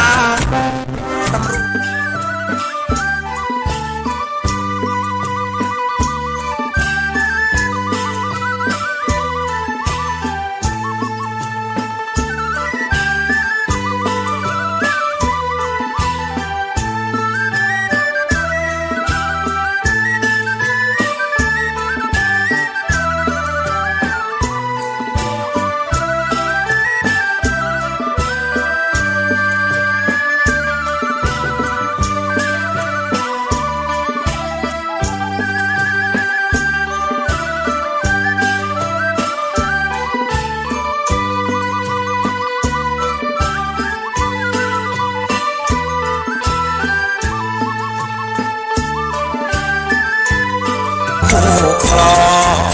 ลูก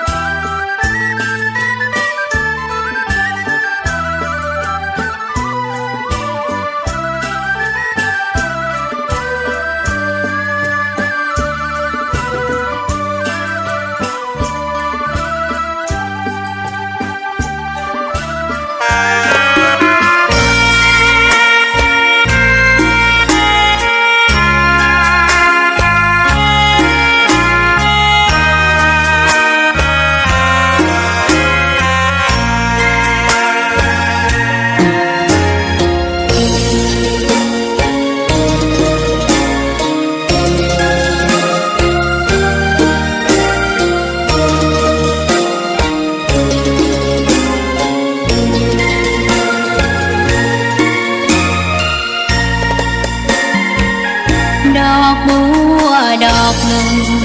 พึงใจไว้เพื่อบูชาแด่องค์พระศาสดาสัมมาสัมพุทธเจ้า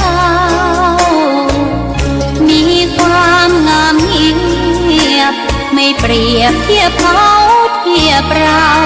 ใครมองไม่งามช่างเขาแต่เจ้าก็คือดอกบัวด้วยความสัตย์ซื่อยึดถือความดีเป็นหลักใครรักไม่รักก็ไม่จมปลักมองมัวเมื่อโผล่พ้นน้ำก็เห็นความงามในตัวไม่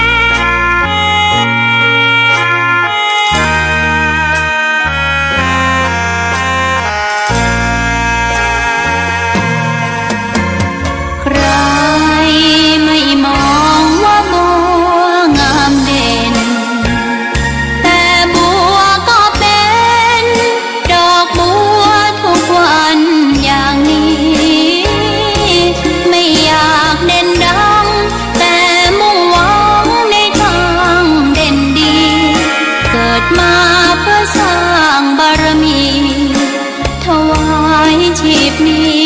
บูชา ดอกบัวดอกน้อยเฝ้าคอยคนที่ใจบุญมาโอบเอื้อเกื้อกูล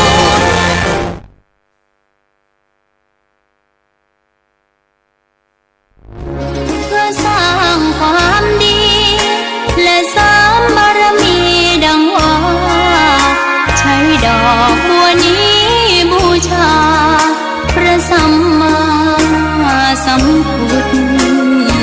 องค์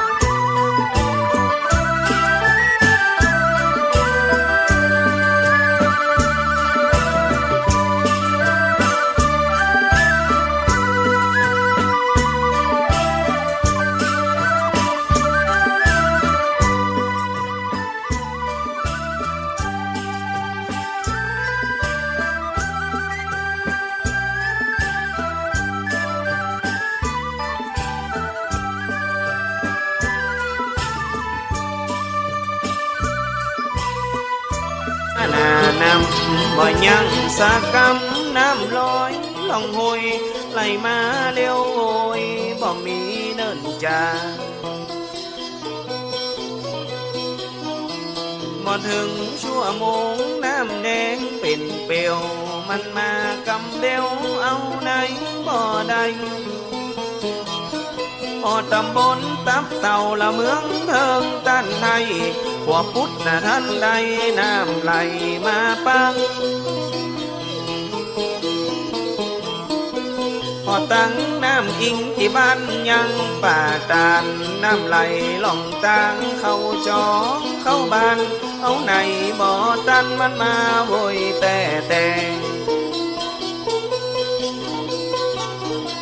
เขตอำเภอเทิงก็น้ำเติมถนนกระแสไหลว่องเต็มบ้าน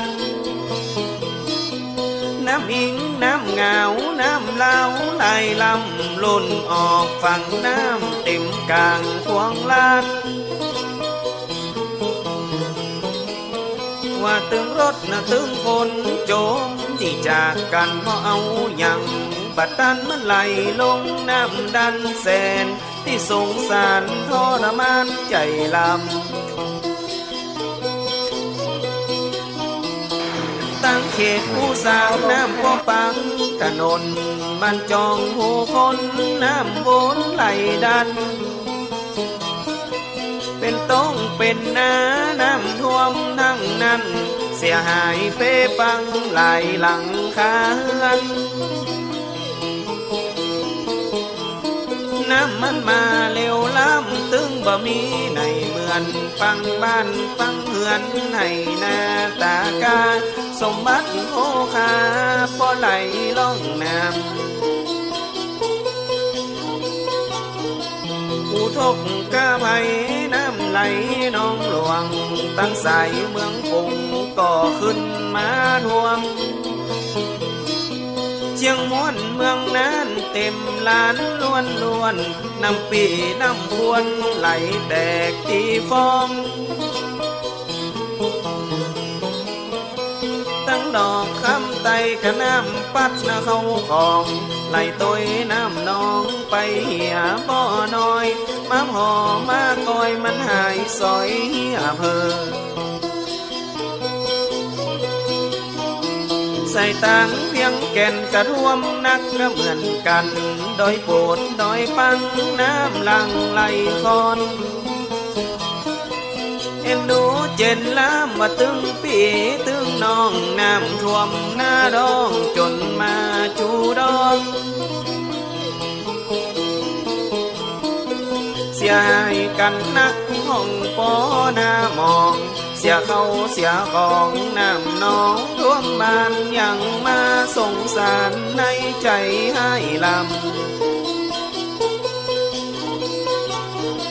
ขอฝากแห่งอกขอฝากแห่งใจถึงผู้เสียหายจากภัยน้ำท่วมหลายที่หลายต่างตึงเมืองนั่นเจียงมวนเมืองปงขุนควรผู้สร้างเกียงคำเมืองเฮิงอุ่นตานว่าเวียงแก่นเหมือนกันจากเหตุน้ำปังท่วมจองท่วมบานได้ปนผ่านเลี้ยวไว้บ่จาขอเป็นกำลังใจพี่น้องตั้งหลายเอาเสียงซอถวายเป็นกำลังใจเจ้าขอน้ำปันลงปันลดนั่นเล่าจากผู้โดนน้องเน่ากระเป่งซอมาหอมมังมองกระเสียเขาล้างต้องฟ้ามืดบดฝนตกซอยซอยเร็วพอผู้ดอยมืดเมยหมอกฟ้าฤดูหน้าฝนมาตกแต่ตกบ่ายามกลางภาษามันยังมาเปิงสายน้ำแม่อิงขึ้นจนหน้าปอเถิงเวียงแก่นเมืองเถิงเป็นห้องเป็นไห้แสนลำบากใจเพราะว่า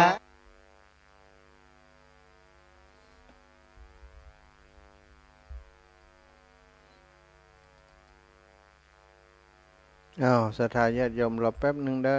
ขอเพลงซอลำปางแป๊บหนึ่งเพลงบะออกกาเพลงนี้ก่อนต้องฟ้ามืดบดฝนตกซอยซอยเร็วพอผู้ดอยมืดเมยหมอกฟ้าฤดูหน้าฝนมาตกแต่ตกบ่ายามกลางภาษามันยังมาเปิงสายน้ำแม่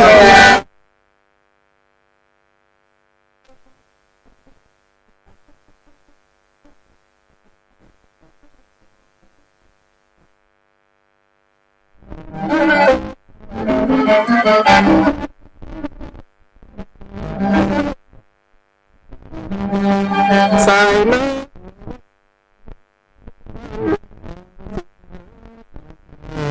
ฝนตกบ่อยู่ป้นเปล่าประกาศเตือนภัยเก็บของเก็บเขาพอน้ำล้นเต้าสุ่มไผ่สุดสายฟังครูใจประกาศ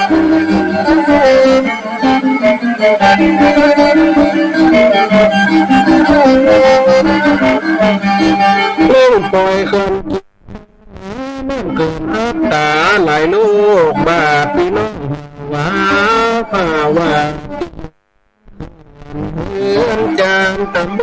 ำป่านมาเก็บเสื้อเก็บผ้าเอื้อนกัน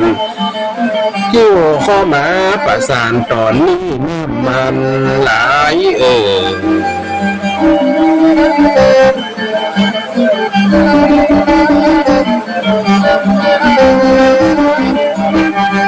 ปล่อยน้ำจากเกี่ยวของน้ำกำไหลเตอไปรักษาพระมาคนในประกาศกระจายเสียงที่อยู่ในเวียงขีดอำเภอเมืองรอบนอกระมัดระวังกันเด้อน้ำกำลังมานักมาไหลจะพดมาอำเภอก็ขังน้ำมันไหลมาคุ้มข้อกันดินกันสายสอกระตึงบ่ไหวแน่นายพ่อมุนน้ำมันมาหนักเฮือใหญ่ตีพาทานสถานการณ์บ่นิ่งเฉยมันไหลเลยเร็ว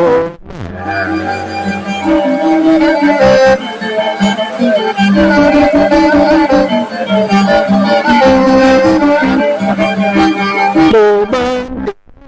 ห่างมาแสนขาเกิดจากภัยธรรมชาติบ่อย่าเงี้ยจะได้ห่างชาติก็ดูป่าหันแล้วน้ำตาป้อในบ้านเฮือนหายคนตายน้ำปักน้ำเรียนดูเนาะคนเอาคิดสิไปน้ำหวังก็ปล่อยน้องไปปากก็หลายคนผากปีน้องก็ขาดทั้งบ้านนาแสงหิบางนากินโดนหมดน้ำถึงบ่ลงบ้านเจบ้านตีน้ำเขาได้กินอย่างสักอย่าง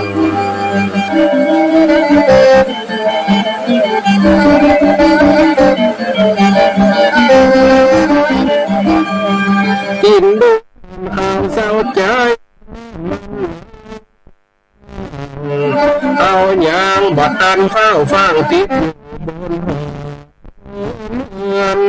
ขอลุ่มเอาอาแม่พ่อบอกติงส่งเข้าบุญก็เหมือนญาติคนไทยเอาหมดปีมันเน่ากันเนาะถึงมาเจอญาติต้องเป็นเพื่อนมัน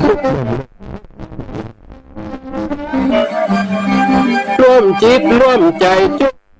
บดีตักบานเด็ดขาดพร้อมกันหนสิติเปิ้นตั้งสูงโรงทานอาหารประทังชีหน่อยคน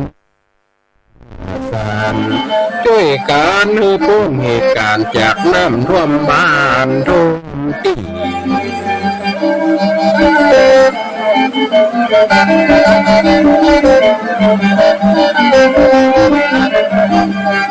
หันแล้วอินดูสังจนป้าเด็ดขาดน้ำช่วยเหลือเต็มที่น้ำใจคนไทยได้บริจาคทุกส่วนภาคหน้าปลายเอาหันอกหันใจก้าวไปน้ำลา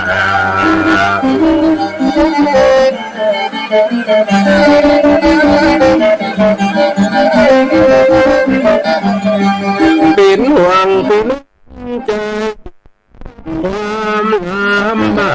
กพอน้ำท่วมกันมาบอกว่าที่ไหนต่างใดเป็ดจังหวัดภาคเหนือนักน้ำท่วมทะลัก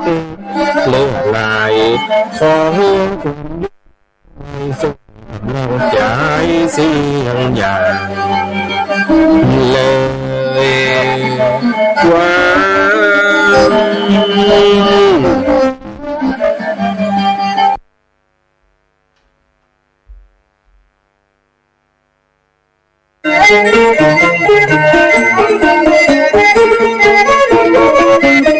ปี67น้ำตาฝนตกมาความเอาท่วมบ่อท่วมเฮือนสะเทือนปวดร้าว พายุฟ้าไหลลุกไปจะหายแปรนั้นน้ำท่วมเสียหายหลายเขตหลายบ้านแต่จะบันสะท้านใจลำนักสุดจนลำติ่งแม่สายก้อนหินดินฟ้าทมบ่มปอบ้านเรือนลุกบ้านห่างหาอินดุ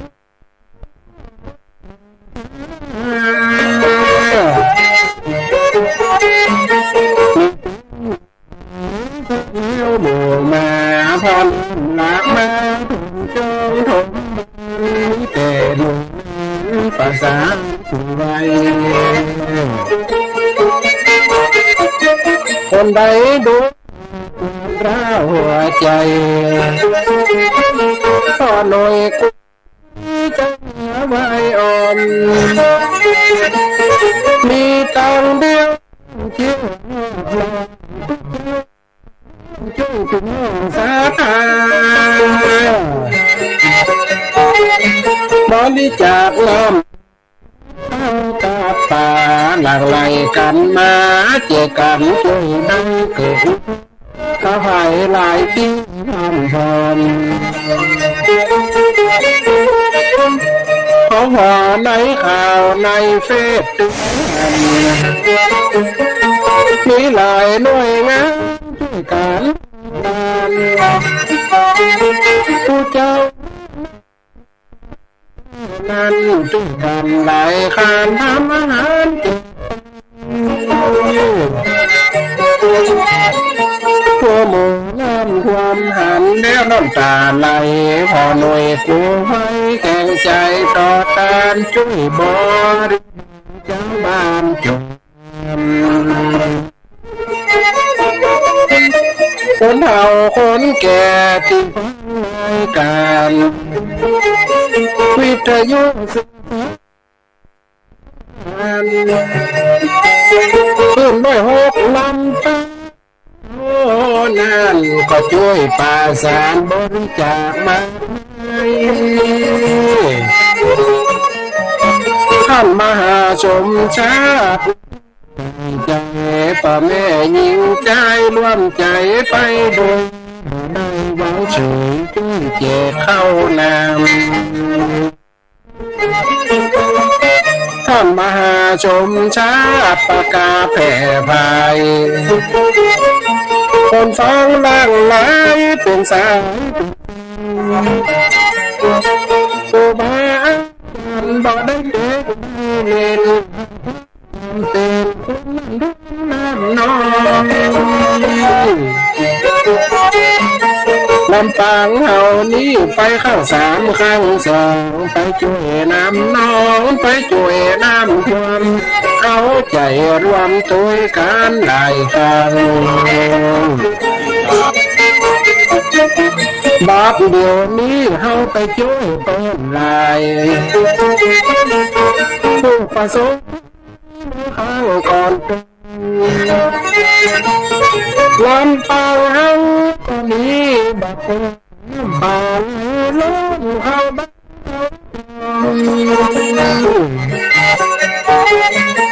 อำเภอห่างชักน้ำป่ากองน้ำป่าไหลนองบ้านตาน้อยคนก็ตายน้อยสังเวชใหญ่ลำตำบลเลี้ยงตามน้ำดำลงเขาเสียหายบ่บ้านเอาน้ำต้องชัดก็น้ำป่าไหลล้วนมันปับน้ำมันกวนดันหนตาง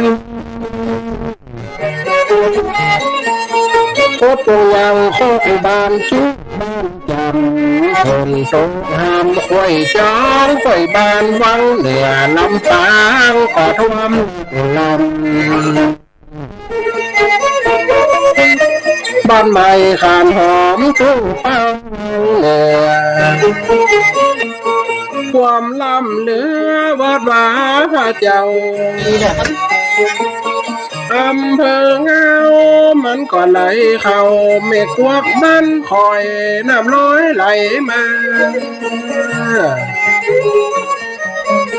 ตอนนี้ลำปางลำบากนักหนาไหลที่ในนาเป็นไปเล่นเอาอาปีลองไทยธรรมชาติขนาดเหลือนายมันมาทำลายเหลือใจหลายของแสนอินดูเจ้าแม่นายพ่อลำบากแต่นอบ่หูยาจะได้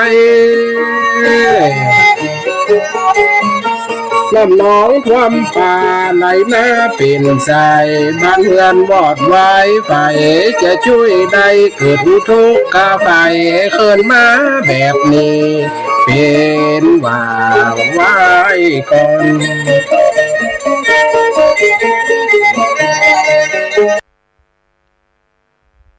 เจริญสุขเจริญธรรมสถาสาธุชนคนดีทั้งหลายเน้อพบปะกันอีกรอบหน้ามันลงลมๆเนี่ยไม่ต้องนะของตอนบ่ายตะกี้นี้ได้เช็คไปหาครูบาอาจารย์พร้อมจะจัดรายการก็จ้าโอเป็นเพลงอยู่เวิ้งจัดเมินนะเปิ่นติดประชุมอยู่สถาครูบาอาจารย์เปิ่นเป็นหัวหน้าฝ่ายวิชาการเป็นรองผู้บริหารฝ่ายวิชาการของวิทยาลัยสงฆ์นครลำปางภาระหน้าที่ก็มีนักมีหลายท่านอาจารย์บัดตันแจ้งมาสักคำว่าบัดได้จัดเนาะอาตมาก็รอฟังเปิ่นอยู่โทรไปเช็คกำลังออกจากห้องประชุมมา บัดตันแล้วอีนะก็บ่เป็นอย่างเนาะสลับสับเปลี่ยนทดแทนครูบาอาจารย์ไปภาระงานเปิ่นมีนักนะสัตตา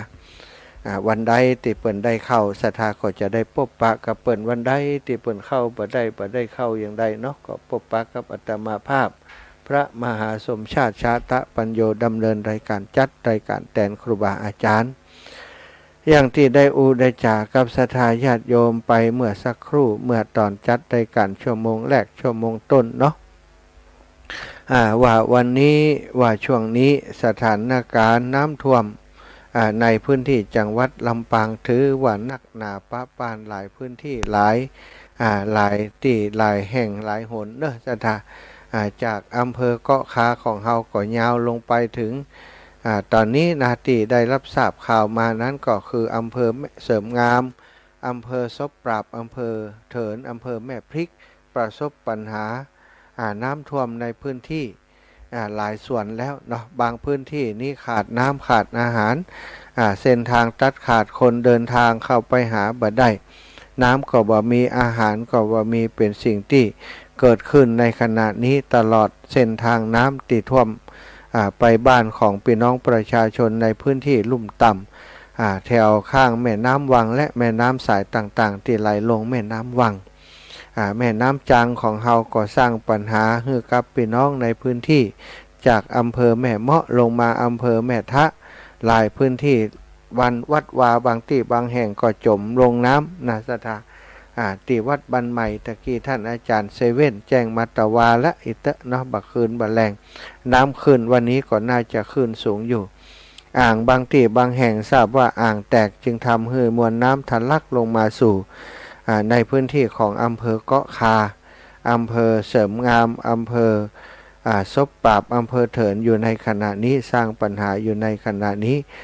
อำเภอซบปราบนะได้ตั้งศูนย์อำนวยการช่วยเหลือผู้ประสบอุทกภัยในพื้นที่อำเภอซบปราบนะที่ว่าการอำเภอซบปราบหน่วยกรณีที่หนึ่งหน่วยงานใดที่เข้าพื้นที่เพื่อช่วยเหลือประชาชนโปรดแจ้งศูนย์อำนวยการหมายเลขโทรศัพท์0549261199หรือว่า0632085654อันนี้เปิ่นติดต่อที่0542961199เนอะสถานกรณีที่ประชาชนที่มีประชาชนติดค้างอยู่ในบ้านเรือนที่เกิดอุทกภัยบ่สามารถ ออกจากพื้นที่ดังกล่าวได้โปรดแจ้งศูนย์อำนวยการหมายเลขโทรศัพท์063 903 6565 063 903 6565 ปอเอนะหรือว่าปอหัวหน้าปอพอสาขาเถิน0982583367นะ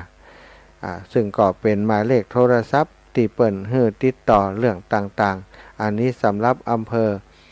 ศพปราบเปิ่นได้จัดตั้งศูนย์เป็นอย่างเป็นเรื่องเป็นราวเนอะวันนี้ก็มีศรัทธาญาติโยมทั้งหลายที่ฟังรายการอยู่เนาะได้ร่วมบุญร่วมกุศลกับอาตมาเพิ่มเติมก็หลายท่านหลายคนต้องขออนุโมทนาบุญขอบคุณสถานการณ์น้ำท่วมของบ้านเฮาทางภาคเหนือปีนี้รุนแรงนักหนาพี่น้องทั้งหลายอาตมาภาพนั้นได้ไปร่วมช่วยเหลือนะผู้ประสบภัยหลายพื้นที่ได้ไปหันได้ไปสัมภาษณ์ได้ไปสอบถามเปิ้นบอกว่าครั้งนี้น่าจะเป็นครั้งใหญ่แล้วว่าเป็นครั้งที่หนักที่สุดในประวัติศาสตร์ที่เปิ้นเคยอยู่มาน้ำขึ้นถึงหั่นถึงนี่เปิ้นจี้คือพอปี54ถึงนี่ปี67นี้บัดเดียวนี้ถึงตรงนี้ท่านอาจารย์มันเยอะขนาดนักตอนการกินการอยู่ก็ลำบากอาหารถ้าอาหารตอนนี้นี่ก็ตอนเจ้าตะวานี่บ่พอครับอีหรอวันนี้นี่มีคนเข้ามานักถ่ายจะปออยู่อาหารในพื้นที่ที่อาตมาเข้าไปดูอย่างบ้านนาแก้วตะวันตกนี่อาหารที่ตลาดของเปิ้นเนาะ3-4 แยกที่ตลาดที่สะพานข้ามไปบ้านนาแก้วตะวันตกแล้วก็ที่ตลาดแห่งนั้นเปิ้นจัดตั้งเป็นศูนย์อำนวยการช่วยเหลือผู้ประสบภัยในพื้นที่ตำบลนาแก้วนะตำบลนาแก้วก็มีศรัทธาญาติโยมปอเลี้ยงเอียงคำต่างๆหน่วยงานองค์กรการกุศลต่างๆได้นำข้าวน้ำโภชนาอาหารน้ำดื่มไปแจกจ่ายพี่น้องชาวบ้านเอาไปกองกันไว้เอาไปบริจาคเป็นตั้งศรัทธาญาติโยมไปหันเปิ้นทำงานเพี้ยเนาะศรัทธามีการประสานงานช่วยเหลือกันเป็นอย่างดีโดยมีท่านนายกและก็ท่านนายอำเภอก็คาท่านผู้ว่าเนาะได้ลงพื้นที่ปภ.จังหวัดได้ลงพื้นที่ไปวันนี้ก็ได้ไปพบหลายท่านหลายคนผู้รักผู้ใหญ่ผู้บริหารที่เปิดลงพื้นที่ไปช่วยเหลือพี่น้องชาวบ้านหน่วยงานองค์กรการกุศลมูลนิธิร่วมกตัญญูของคุณบินบรรลือฤทธิ์ก็เข้าพื้นที่เหมือนกันก็ได้ไปพบวันนี้ก็มีโอกาสได้อุจาสนทนากับเปิ้นแหมอยู่เห็นว่าจะเซตนี้ตอนมื้อแลงก็จะไปเชียงใหม่ตัวเหมือนกันตอนนี้ทีมงานของเปิ้นส่วนหนึ่งก็ล่วงหน้าไปเชียงใหม่ซะละอีป่อยอีแม่ทั้งหลายสถานการณ์อย่างอีไผบ่เจอกับตัวก็บ่ฮู้ว่ามันทุกข์ยากลำบากแค่ไหนแล้วก็ไผเองบัดลงพื้นที่ไปช่วยก็คงบ่ฮู้ว่าการช่วยเหลือคนการทำคุณงามความดีการจะช่วยเหลือคนอื่นได้นั้นต้องมีความพร้อมในหลายๆอย่างนอกจากจิตใจจะต้องมั่นคงจิตใจจะต้องมีความเต็มเปี่ยมในการที่จะเป็นผู้ให้จะเป็นผู้ที่ช่วยเหลือผู้อื่นจิตใจต้องเข้มแข็งซะค่ะเข้มแข็งในหลายๆเรื่องหลายๆอย่างต้อง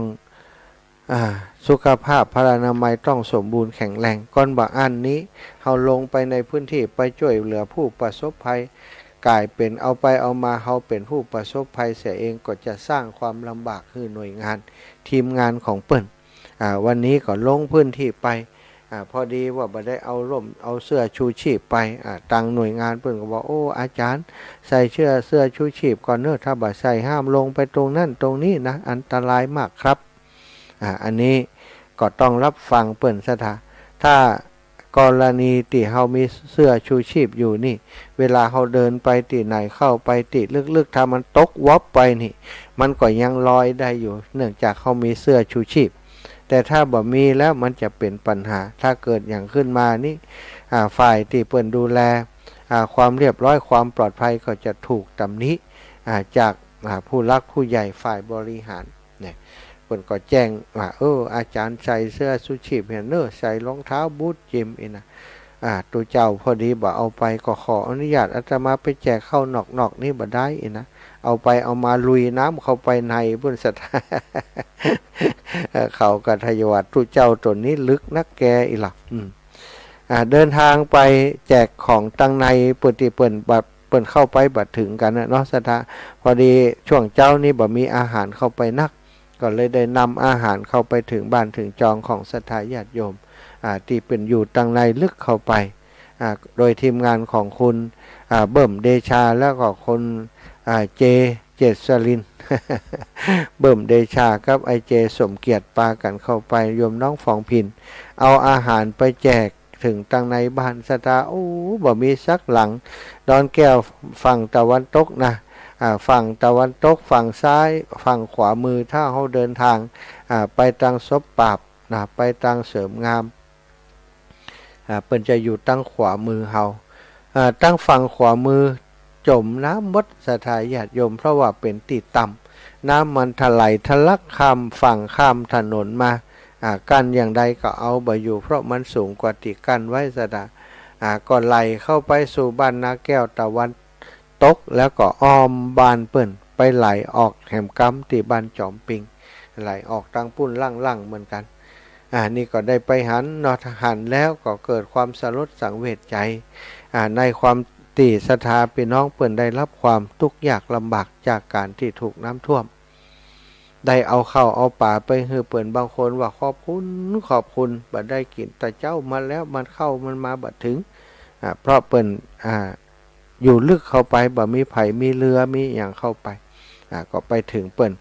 น้ำนี้ขึ้นมาจะลิบหนทางตั้งแต่ตอนกลางคืนนะแต่มาขึ้นเอาจริงๆจังๆตอนเช้าขึ้นมาจนถึงระดับที่ว่าบางที่เป็นเม็ดเกิน2 เมตรก็มีศรัทธาบางที่บ่พอที่มันสูงก็ประมาณเมตรหนึ่ง50นี่ก็มีอยู่ถนนนี่ก็ประมาณสักข้อแข้งข้อขาสักกันหัวเข่านี่ก็มีอยู่อันนี้คือสถานการณ์ที่บ้านนาแก้วตะวันตกตำบลนาแก้วนะแล้วก็ตั้งบ้านนาแสงนาแสงนี่ก็จมเลยนักกว่าคืนก่อนวันก่อนน้ำมาสูงมากอาตมาอยากจะเข้าไปช่วยเหลือแต่ว่าวันนี้เข้าไปบ่ถึงเพราะเรือที่เคยโตยไปกันไปกูเตือนนะเรือของคุณจามอนคุณบุหลันนั้นมีปัญหาเรื่องคาร์บูเรเตอร์ต้องเอามาทำเอามาล้างมาทำความสะอาดอาตมาก็ให้โยมน้องแต๋วโยมคุณสุเนศนะซึ่งเป็นเจ้าของลำปางก่อนประตูประสานงานไปหาคนที่เปิ่นซ่อมเรือโดยเฉพาะนะเครื่องยนต์ของเรือก็พอดีเปิ่นได้มีสายงานเปิ่นฮู้จักกันได้โทรไปหาคนซ่อมเรือเปิ่นมีบ้านอยู่ปุ้นศรัทธาอยู่ที่แม่กุยปุ้นนะถ้าบอกฮู้จักบักคุ้นกันแท้ๆแล้วบ่มีคนมีเส้นมีสายที่ฮู้จักก็คงจะยากจะเสาะหาเพิ่นปะ เข้าไปลึกละเนาะแต่ได้มอบหมายให้น้องสาวน้องแต๋วน้องนภาพรนนทจักรเป็นผู้ประสานงานเอาเรือไปซ่อมเอาเรือไปดูว่ามันเกิดอะไรอย่างขึ้นก็ได้ไปถึงที่ปุ้นตั้งแต่ตอนเช้าละศรัทธาช่างเพิ่นก็ดูแลให้จนตอนนี้เสร็จแล้วเนาะอาตมาอยู่ที่อันไปแจกของอยู่ก็โทรหาโยมที่เป็นเจ้าของเรือจิตอาสาเปิ้นก็ว่าตอนนี้กำลังทำอยู่อาจารย์ถามว่ากินข้าวแล้วยังท่านอาจารย์เดี๋ยวอาจารย์เอาเข้าไปให้รอกำเลิกอีกเนาะก็กลับจากบ้านนาแก้วตะวันตกมาก็เดินทางกลับมาดูว่าการซ่อมเรือเป็นไปอย่างไรไปมาพ่องก็มาถึงเปิ้นก็เสร็จพอดีศรัทธาลองเครื่องลองอย่างกันบุ่มแห้งแล้วอาจารย์สบายมากหวานถามว่ามันเป็นอย่างมันอุดตันแล้วก็ซีนมันแข็งไปแล้วอาจารย์ครับว่า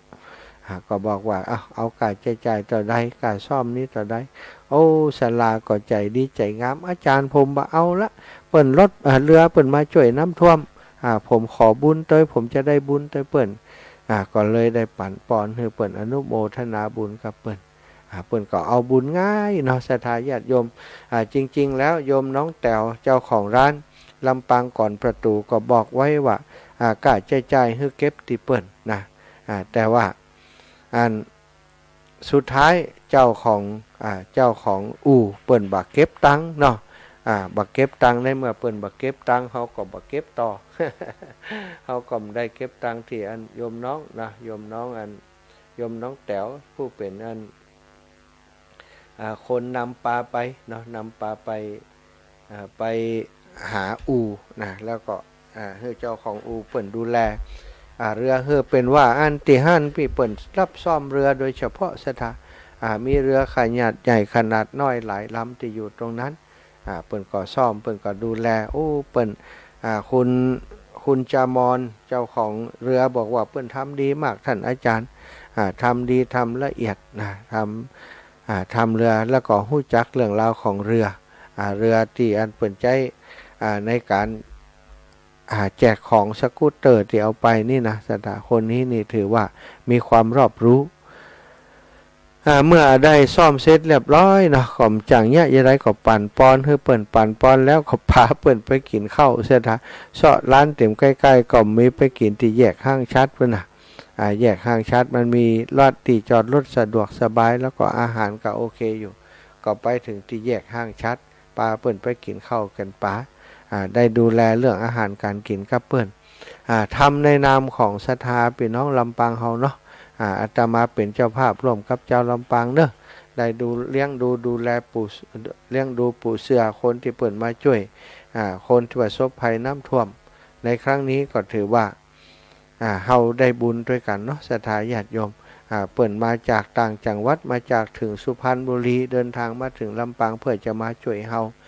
ตะวันนี้ก็ถือว่าอยู่ในพื้นที่บ้านนาแสงนิวันค่ำอยู่ด้วยกันกับอาตมาด้วย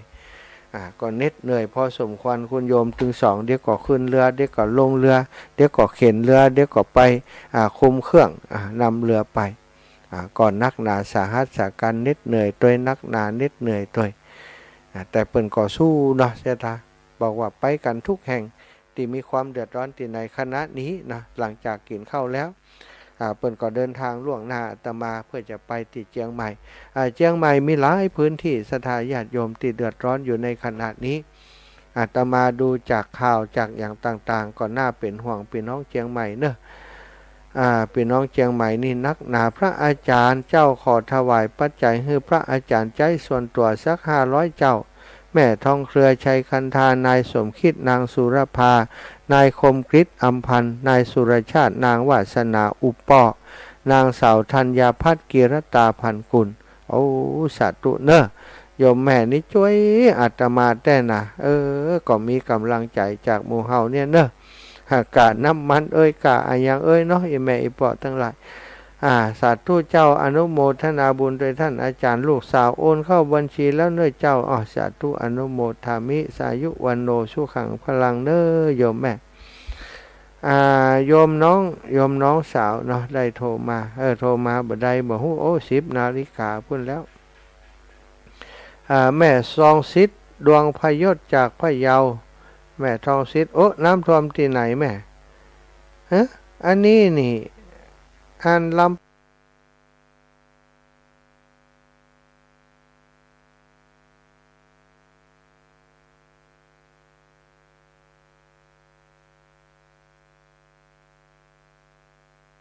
ได้โทรมาบ่ได้บ่ฮู้10 นาฬิกาพุ่นแล้วแม่ซองซิดดวงพยศจากพะเยาแม่ทองซิดน้ำท่วมที่ไหนแม่อันนี้นี่